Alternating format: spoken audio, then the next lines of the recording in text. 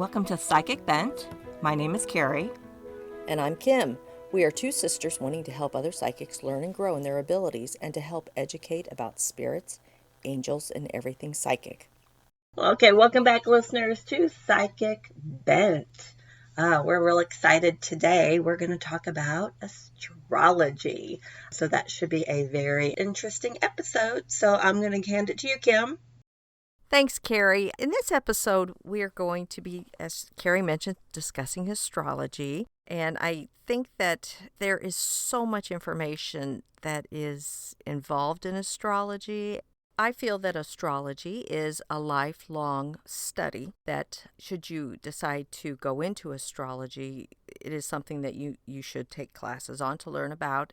And also, it is something that you'll be learning for the rest of your life, because there are things that could be in outer space or in the universe that come into the astrological charts that have not been present in thousands of years.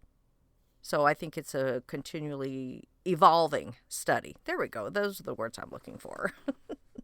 Well, most people, when you say astrology, they just think of the zodiac. I don't think they really understand what astrology is. It's more than just your zodiac sign. True, it is. But the zodiac is primary in the study of astrology, at least as far as in the different charts that are out there that you can learn and do. So astrology has been around for like thousands of years.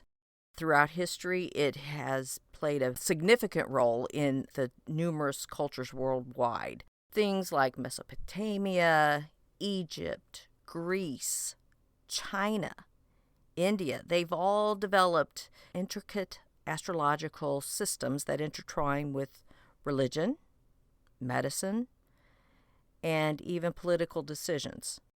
Now, astrology has seen a revival during the Renaissance with scholars such as Copernicus and Kepler and Galileo.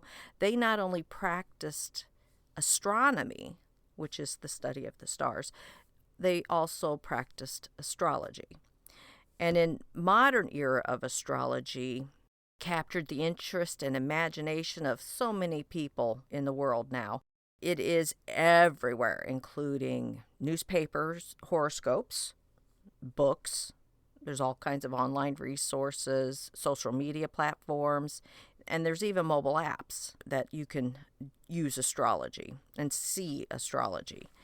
And astrology is essentially the research and understanding of the flow of energy, whether that's through the entire world or the lunar or moon cycles, or even an individual's birth chart. Now, people are always seeking guidance. You can do self-discovery and understanding of the forces that shape their lives. It's a tool for personal growth, introspection, and navigating the complexities of relationships and life choices. Now, there's many different types of astrology. A few examples are love astrology, which deals with the energy between two people in a relationship, which can be lovers or parent-child, boss-employee, family patterns, etc. Because love is not just between two people that want to be in a romantic relationship. Love can affect all relationships within the world. Then there's the Vedic astrology, which is like ancient Hindu astrology, and it is based on constellations and is used in India to project the success of marriages, businesses, and everyday themes of life. There's also the natal astrology. Now, that is using a person's birth chart, which answers questions that relates to one's direction and goals, hopes, fears that are felt deep within, and looking at the timing and events that are happening in a person's life to find perfect timing to start different tasks or implement goals. Because a lot of these things are all affected by the energy around us and what is going on in the world around us as well. There's also medical astrology, which using a time and date of when you're like diagnosed with a particular illness, an astrologer can look at it and create a chart to understand the diagnosis and determine how, when, and why the patient would get better. They use planets, signs, and house placements, which I'll go into those a little bit later on, to get information about the illnesses and also detect sensitivities of body parts that are prone to illnesses, which I found very fascinating. I was just thinking that how's this linking into psychic abilities? How's it a tool in our toolbox? Because I'm thinking the same thing about numerology. Like, how's this a tool in our toolbox? Well, I mean, you can use the astrology and the studies of the stars to help you determine things in life that you need to do, that you can do, even with your psychic abilities, because you are using your intuition to read the charts and such. So those are just a few examples of the types of astrology that is out there. But today I will be discussing Western astrology. So it is based on Hellenistic and then Babylonian traditions. In Western astrology, it is largely involving horoscopes. That is a form of divination based on the construction of a horoscope for an exact moment, such as a person's birth, in which various cosmic bodies are said to have an influence.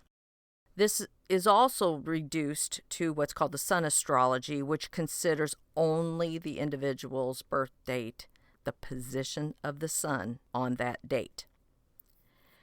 Now, the zodiac is the belt of or bands of constellations through which the sun, the moon, and the planets move in their journey across the sky.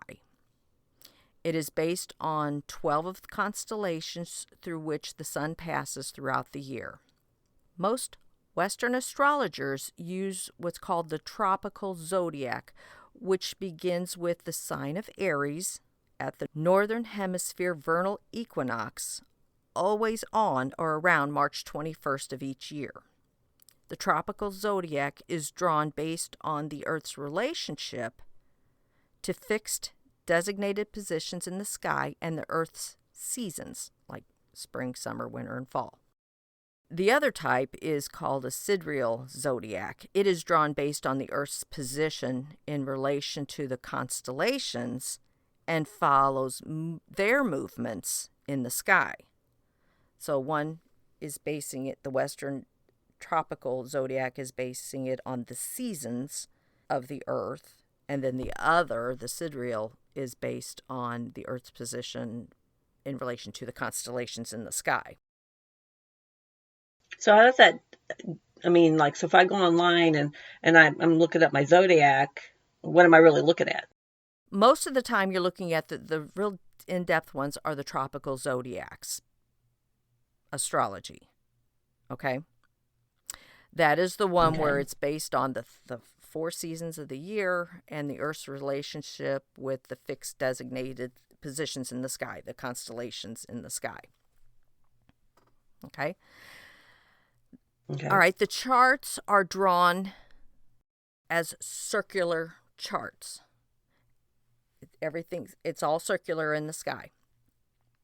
The zodiac signs represent 12 basic personality types, and they are also divided into 4 elements, which are fire, earth, air, and water.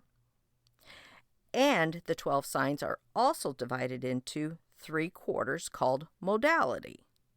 They are cardinal, fixed, and mutable.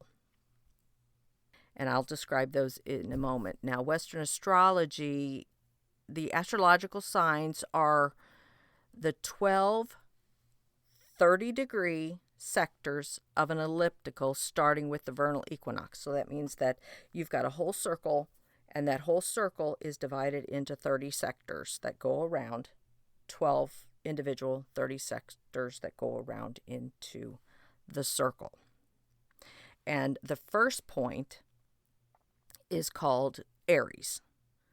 And then the order of the astrological signs are Aries, Taurus, Gemini, Cancer, Leo, Virgo, Libra, Scorpio, Sagittarius, Capricorn, Aquarius, and Pisces. I got them all that time.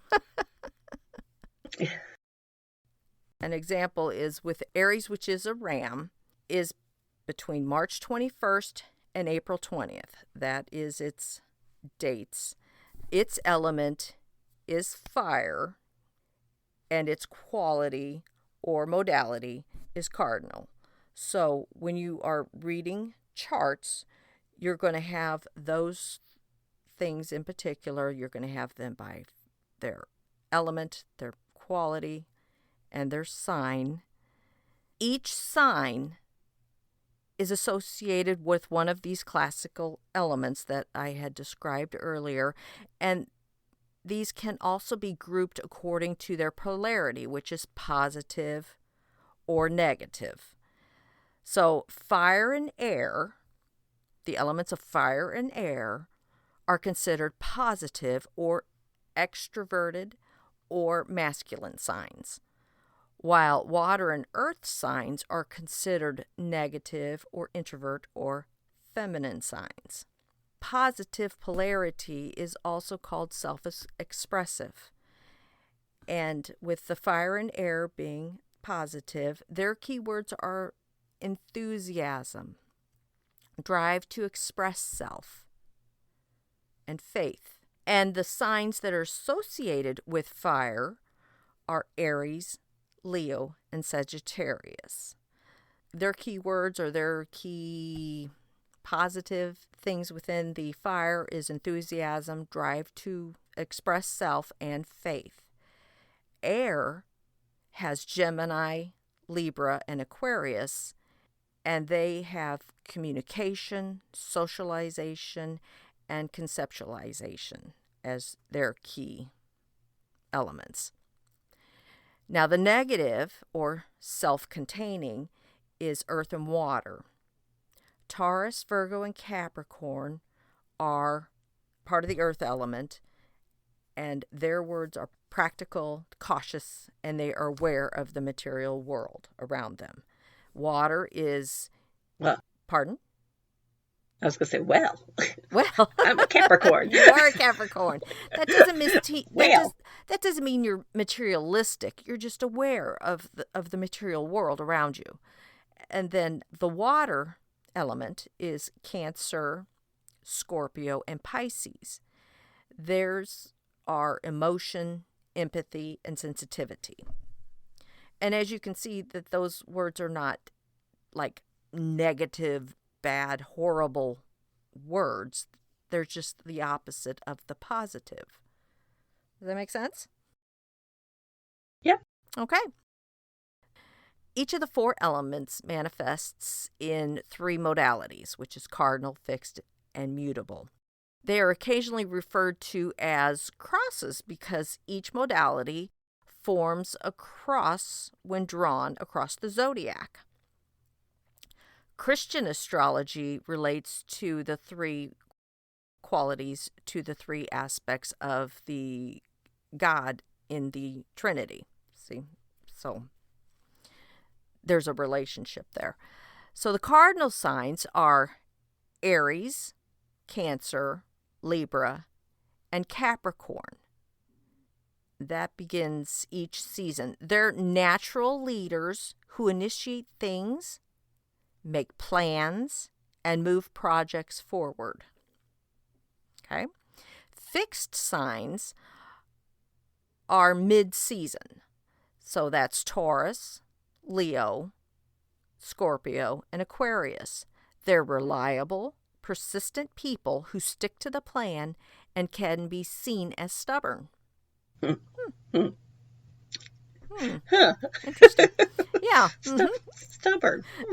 Yeah. Yeah. Now, whose sign is that?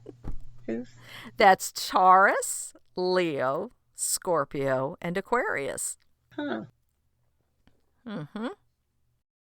Now, mutable signs end each season. They are Gemini, Virgo, Sagittarius, and Pisces.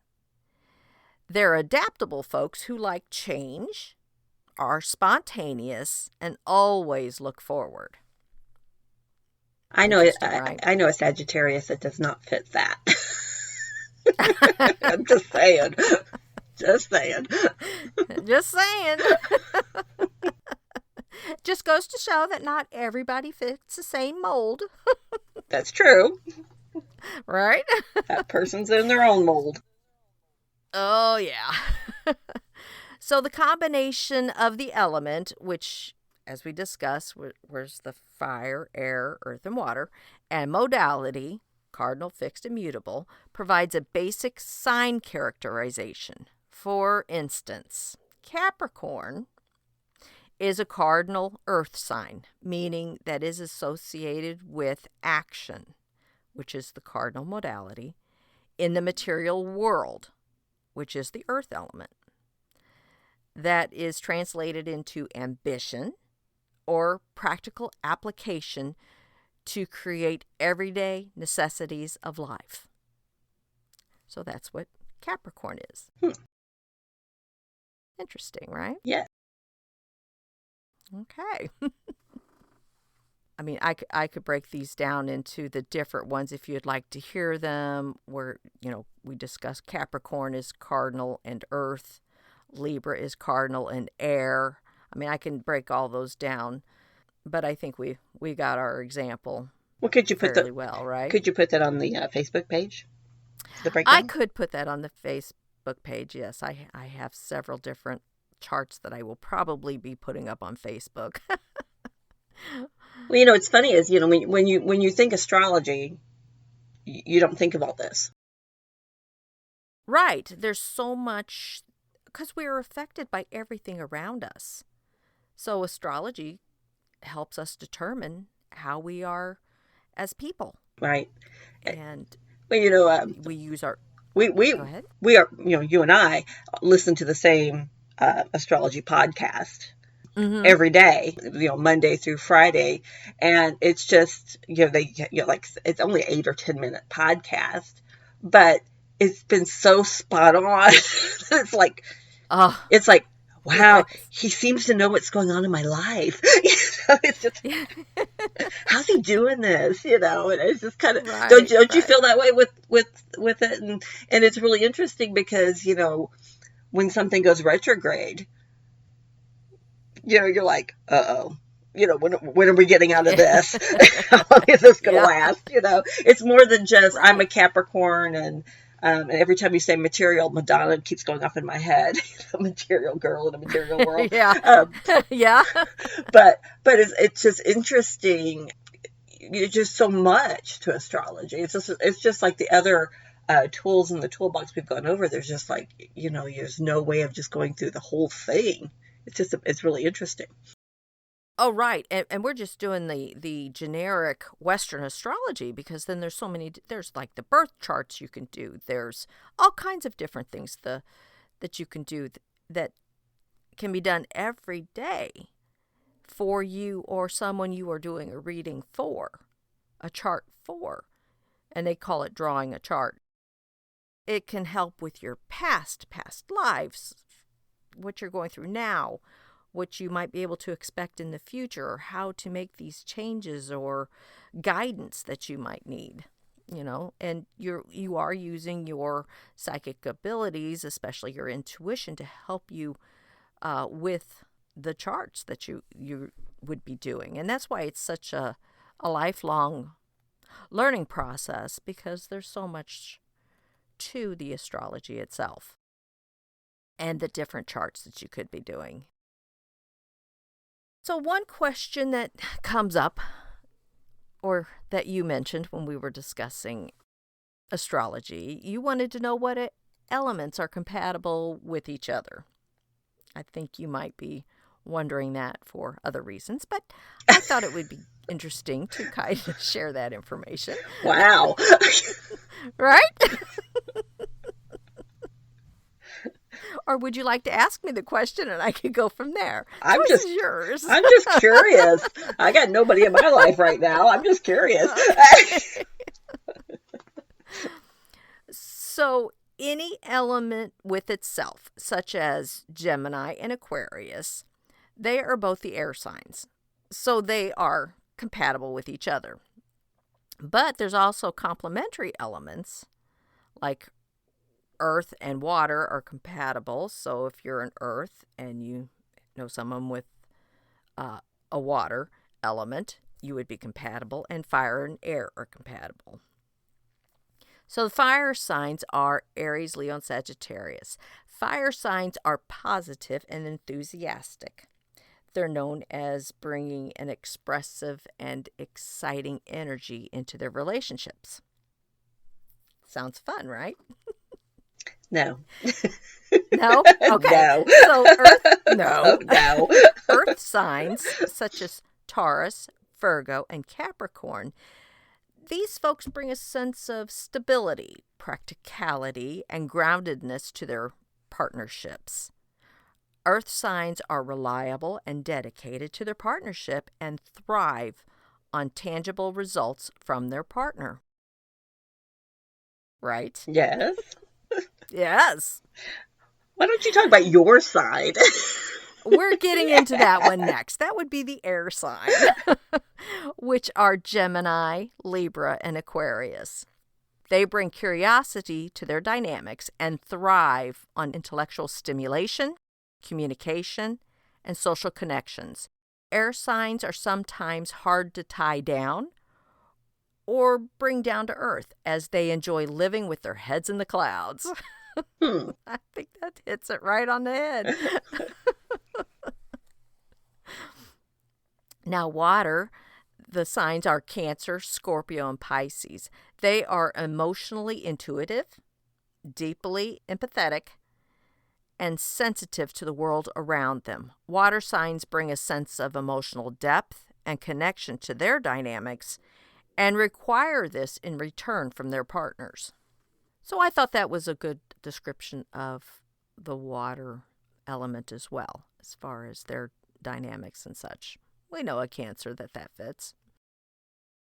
Okay, so in a sign astrology or star sign astrology is a modern simplified system of Western astrology which considers only the position of the sun at birth, which is said to be placed within one of the 12 zodiac signs, rather than the positions of the sun and the other 6 planets. There are meanings of the symbols of astrological planets, and they are all, now I'm talking about how these things are appearing on the charts now. The different planets have different symbols, and like as I said, that you draw them out on paper. The astrologies are done on a circle. I will post a picture of a blank one to show you how they would look to start charting. Okay, so like the sun has its own little symbol. So each little symbol is called a glyph on the charts. A circle represents the spirit of a person. A crescent shape, represents the mind. A cross represents practical physical matter. And an arrow represents action or direction. So each of the planets have symbols that represent them, and they contain at least one of those 4 glyphs. So the sun, its solar symbol is a circle with a dot. So it is a divine spirit, because the circle is spirit, surrounding a seed of potential. That kind of a neat way to think of the sun. Yeah. Then the moon is a crescent. It's the mind or evolving human spirit through receptivity. Mercury's winged helmet is the mind, which is crescent, poised above the divine spirit and matter. So that means it is a crescent over a circle with a cross. Does that make sense? Well, it's hard to visualize something. You know what I'm saying? It would make more sense if I could see it. Right. You Yeah. know. It is difficult. Yeah, it is difficult to explain unless you're actually looking at the actual symbol itself. So you can look those up online, but each element, each planet has a specific symbol that they have, and it could represent your spirit or the mind or matter or an action or direction that you could take. So would you like to know what symbols represent for the different zodiac signs? Sure. Okay. So like first one is Aries, and we all know that's a ram. And its symbol represents the face or horns of a ram. Taurus meaning is a bull, and its symbol represents the face and horns of a bull, of course. Gemini's twins, and that means companions.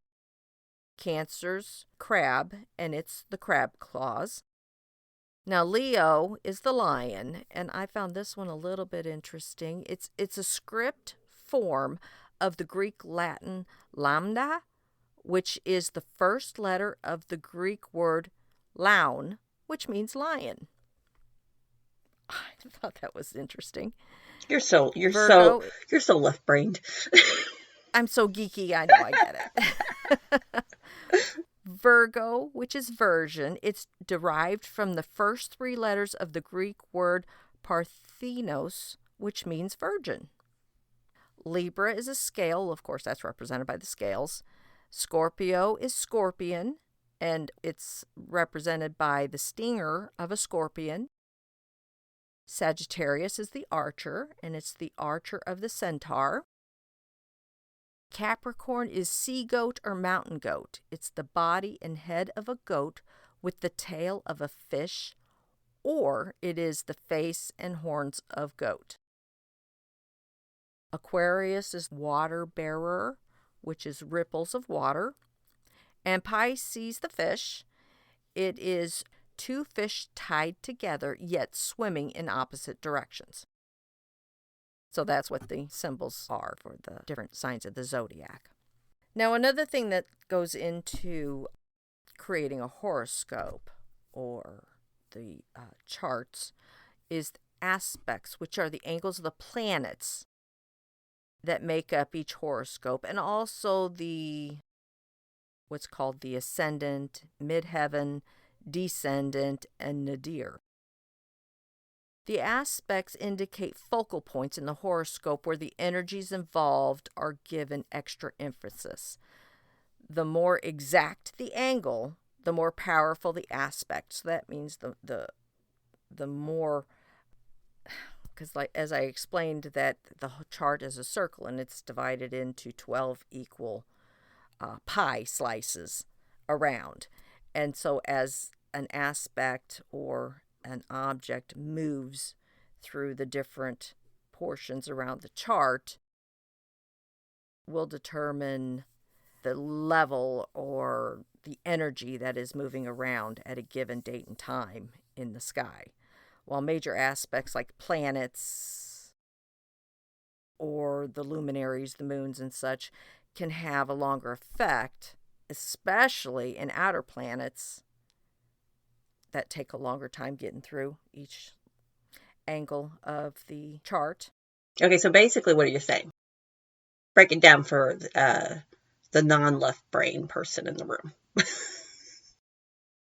That when things are moving in the sky and you're putting them down on your chart, it takes longer for things like Pluto to make it all the way through your chart around your circle, which the energies and emotions and such that are tied with Pluto, it'll last longer. The effects will last longer because it takes them longer to get through your chart.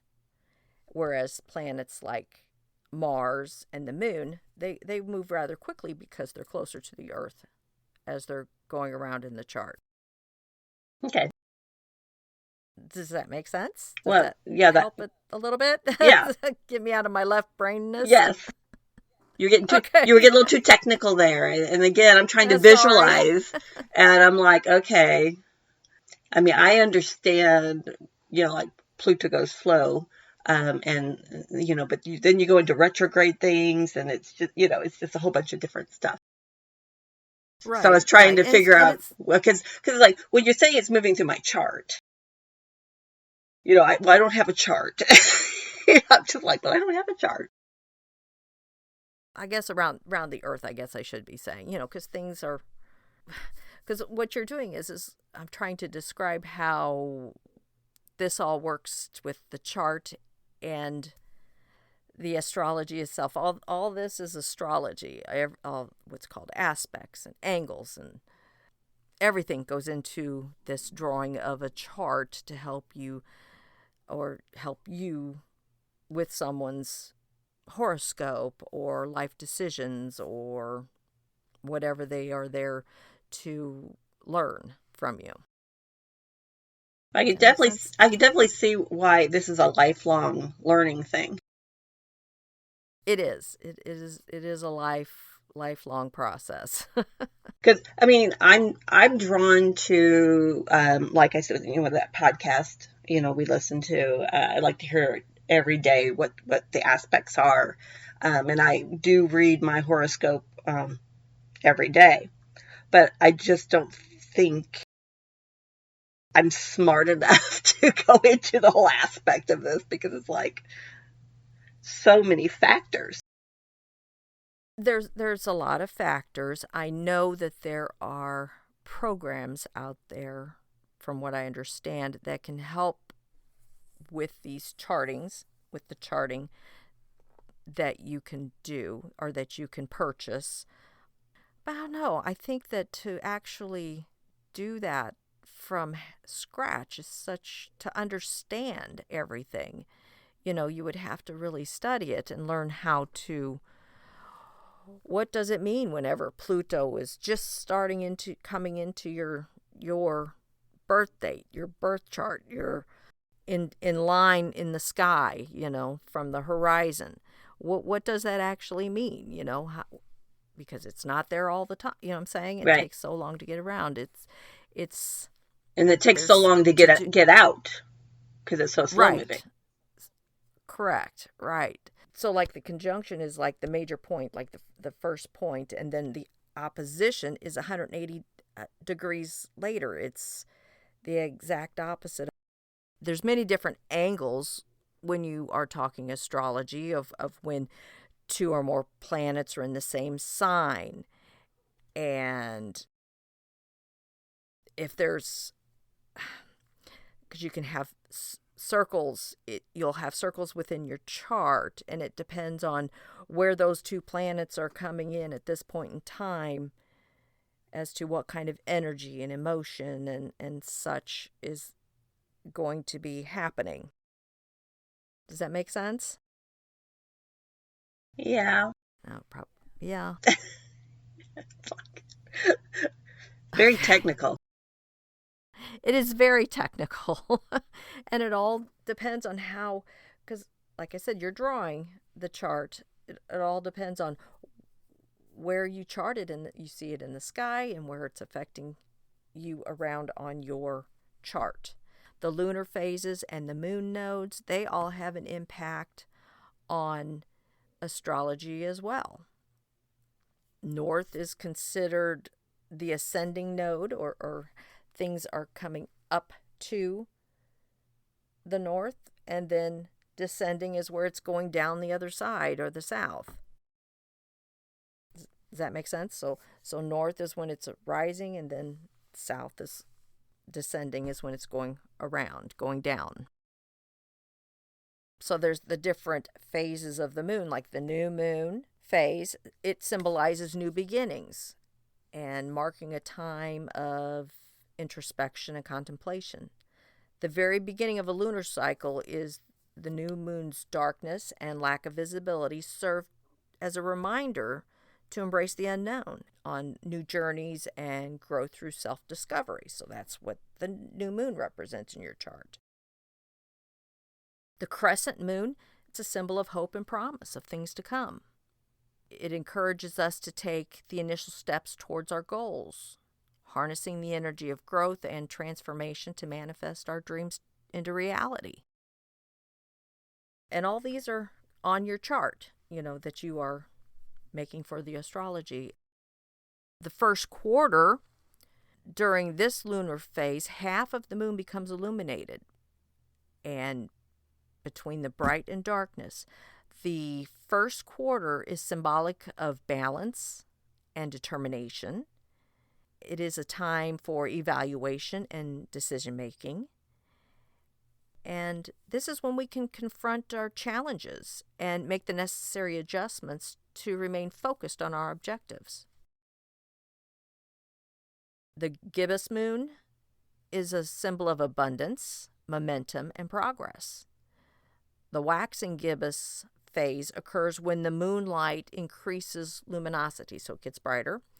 This lunar phase beckons us to remain optimistic and persevere in our pursuits as we approach the fullness of our objectives and potential. Then we have the full moon. When the full moon reaches its peak of fullness, it marks a period of completion, culmination, and celebration, and is notorious for heightening our emotions, intuition, and bringing our intentions to the peak of manifestation. That is why with the full moon, we cleanse our stones and we really work on our manifesting what it is that we are trying to accomplish at that point in time in our lives. The next is the waning gibbous moon.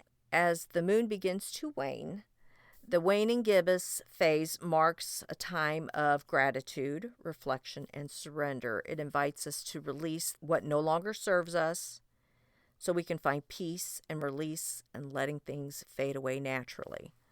The last quarter moon represents release, transition, and closure. It prompts us to reflect on our achievements and what we've learned throughout our manifestation process so we can shed old patterns and beliefs that are no longer serving our highest good.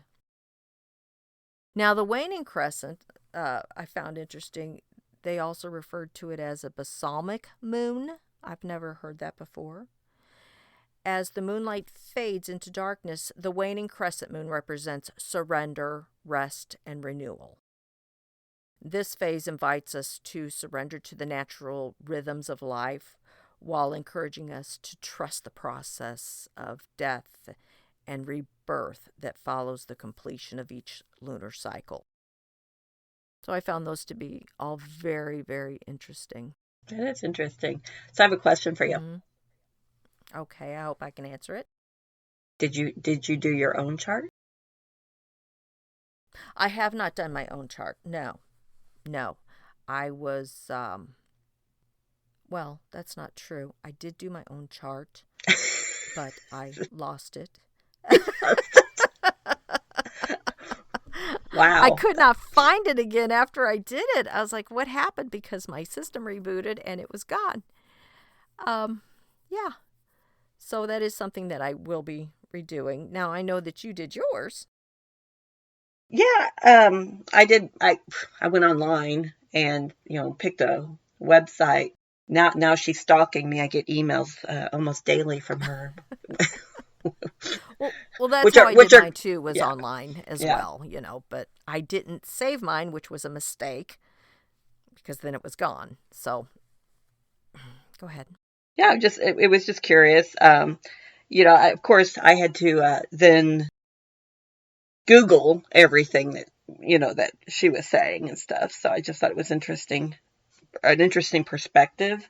It wasn't anything that, because I had to, like I said, Google a lot because I didn't understand the terminology. Right. So much different terminology there. Mm-hmm. Right. So it took me a while to get through it because of that. I'm like, right. Well, what's this word mean? And okay. And then I would fall down that rabbit hole of researching stuff and then have to go back and then try to, put this into my perspective, Right. And at that point, I just sent it to you. Like, you look at this. You look at this. Yeah. And at that point in time, that's what I would have had to have done with mine is I was seeing that, wait a minute, I don't understand this or what does this mean? But Like I said, I didn't get to go in depth on mine, and this is going to sound awful, but I didn't want to have to pay for a second one to redo it. You know what I mean? It Yeah. was a freebie at that point in time, and then so They I'm cute that didn't way. ask for your email? No, Because it did not ask me I for had to my give email. I had to give my email, and therefore why she's emailing me. Yeah, well, see, that's the thing. If I wanted to do the email, then it was going to, I think it said then it was going to cost. So that's why I only had it on the screen so I could try to do it that way. And, yeah. I do recommend that you do what you think you're called to do with the astrology, but there are things that you can do online that you can get a chart for, that you can get some information off of. Just be careful when you're out there signing up for things. This is my left brain talking. You don't want to get scammed or anything like that. So Oh, be exactly. careful out there with this stuff, Yeah. So, but I do know that a lot of like what you're talking about when you went to yours and whenever I went to mine online as well, that is a program that is that is providing you the information that's coming out. It is not an individual that is sitting down and actually doing your chart. There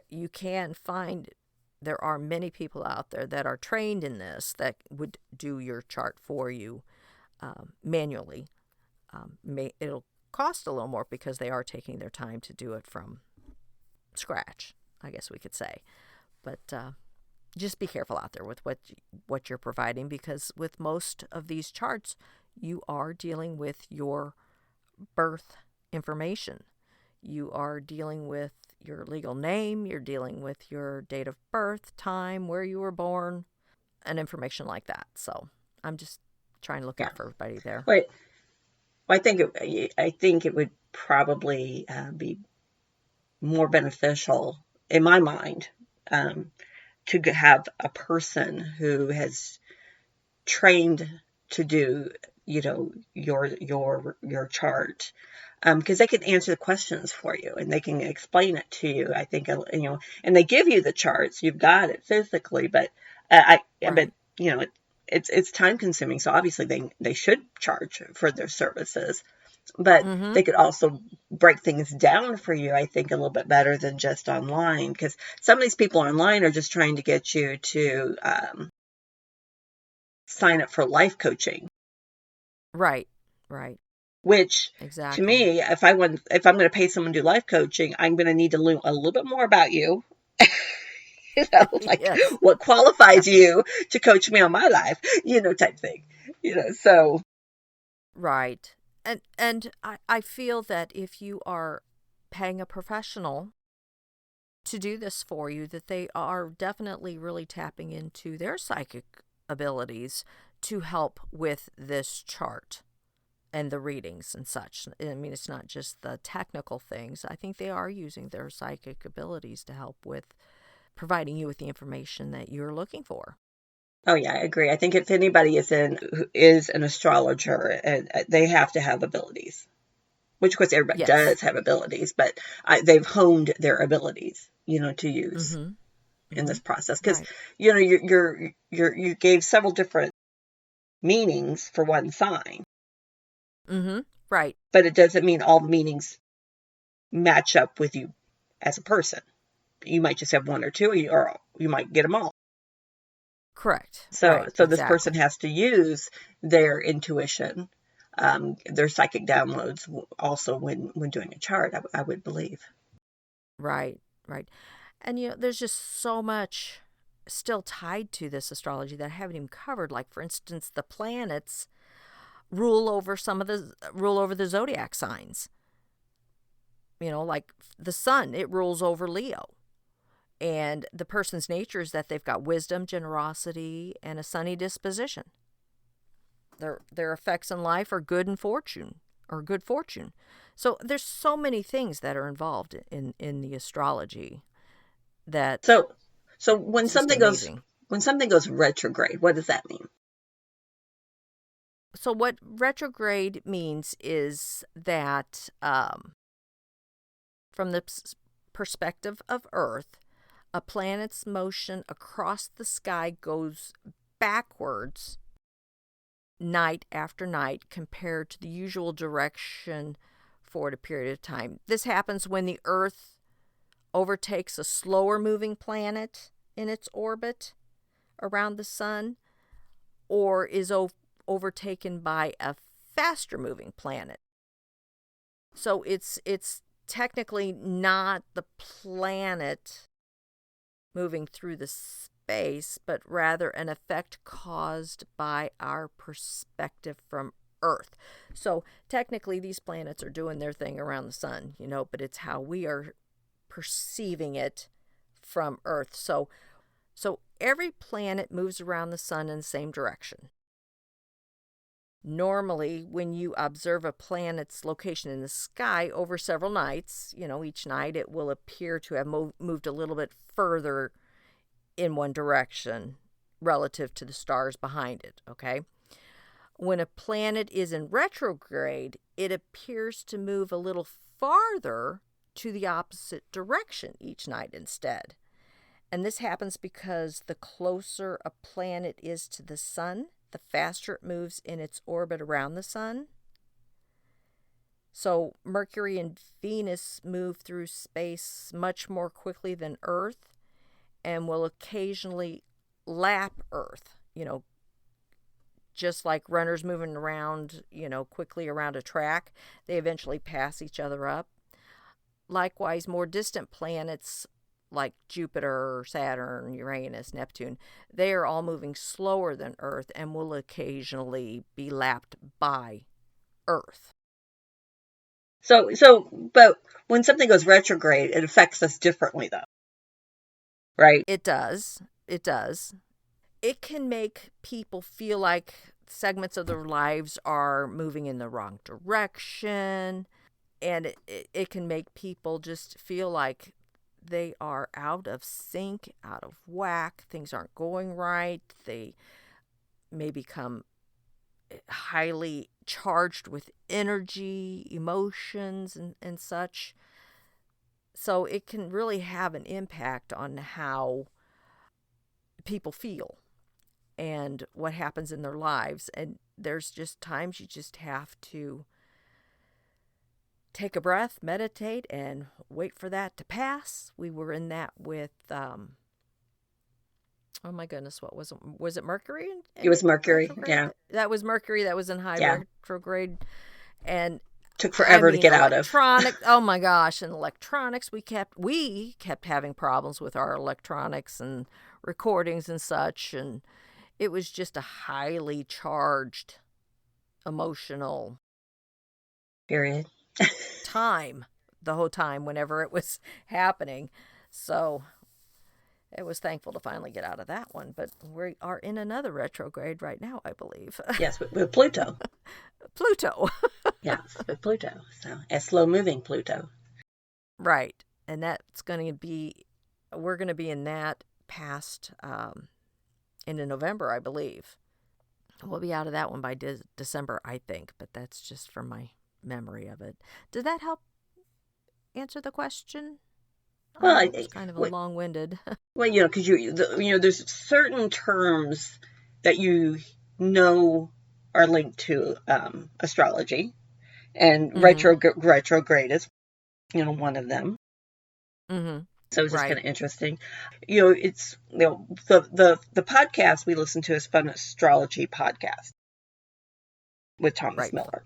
And it's interesting how, like, a lunar event, or not a lunar event, but, where something is in the sky that hasn't occurred for 200 years is occurring and won't occur for another 200 years. And then they correlate what happened, or the last time this happened in the history of the world. And it's kind of interesting how, like wars, certain wars are line up with certain astrological events, if that's the proper terminology for it. But It's just interesting how It is interesting. it affects Yeah. different things. Right. That's why I was saying it is a lifelong study, because things come once around in the solar system once every 1,000 years or something. And then you have to look at how did it affect life, people, energy back then, and this is what you can expect it to happen now, or something along those lines.